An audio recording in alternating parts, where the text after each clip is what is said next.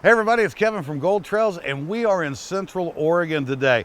We came out to scope out a location for an upcoming episode, but more importantly, with the water levels this low, it gives me a great opportunity to teach you about setting up a sluice box and setting it up properly.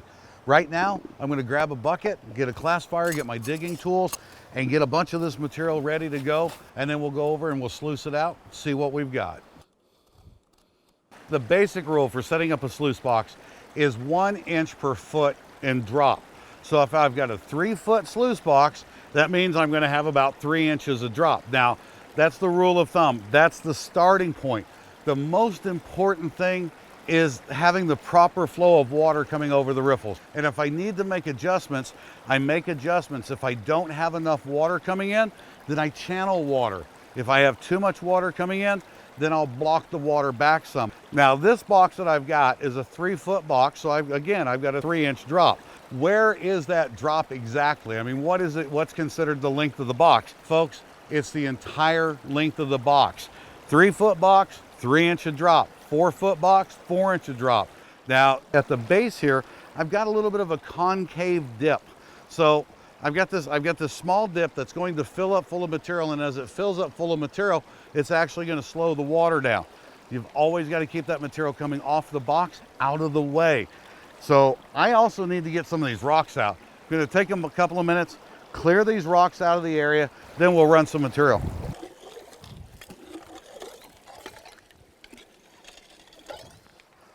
I'm happy with the way the box is set up. The water flow is perfect coming through there. On the back side, it's going to take the tailings away, and I've got a big rock up on top. Nothing worse than turning around, getting some more material, and your sluice box is gone. Now, also, I am a big proponent of wet on wet. If I'm putting dry material in there, especially if I've got some leaves or some roots and things like that, by the time that gold has a chance to stratify and get to the very, very bottom, it could be almost at the end of the box. So I'll always wet my material and just start scooping it in. What I'm looking for is a little bit of an action, what we call hit, stick, and flow. So when you're putting in your material, keep an eye on it, and it doesn't have to be a long time. You just want to see it stop for just a moment, and as soon as you see it stop, you know that you've got the perfect flow. And feet above the water.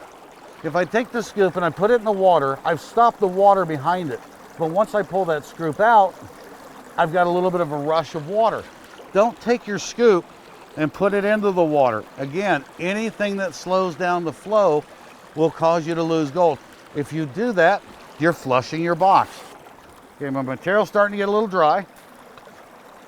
I'm going to add a little bit of water. If the sluice box is doing its job, the gold will be trapped within the first couple riffles.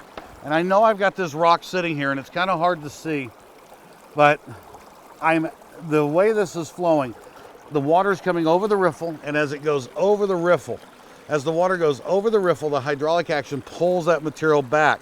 Now, a properly set up sluice box and the riffle system is that when the water comes over one riffle, it drops right behind the riffle in front of it.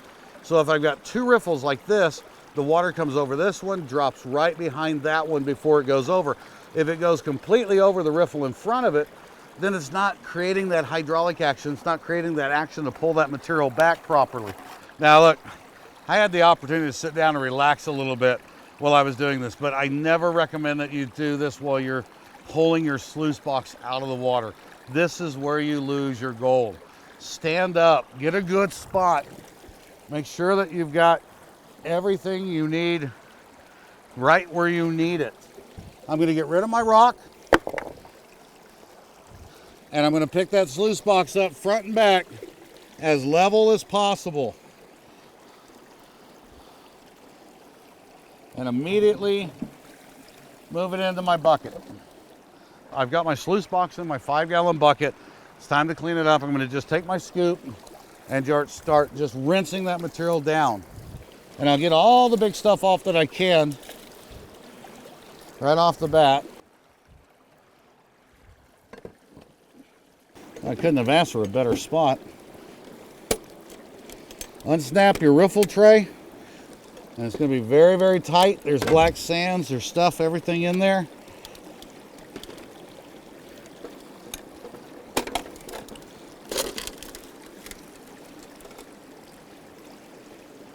I'm going to pull my expanded metal,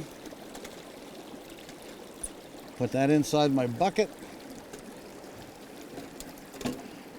and then I'm going to take my carpet and I'm going to roll my carpet up backwards. And I'm going to get that into the 5-gallon bucket. Now, with my scoop,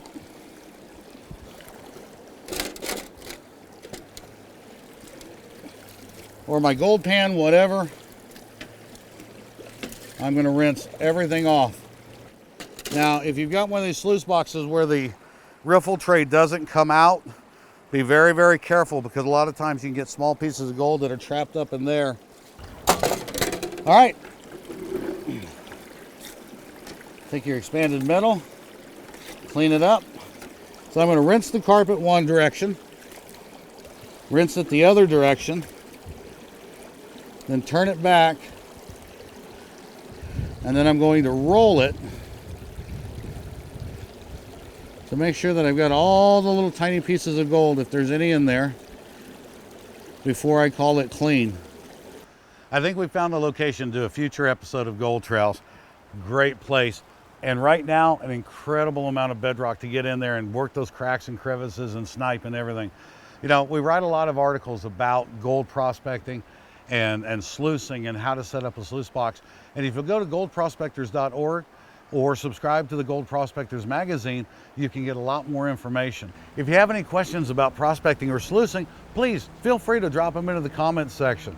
I'm Kevin Hoagland, and I hope this helps you become a better prospector. And you know what? I'll see you out here.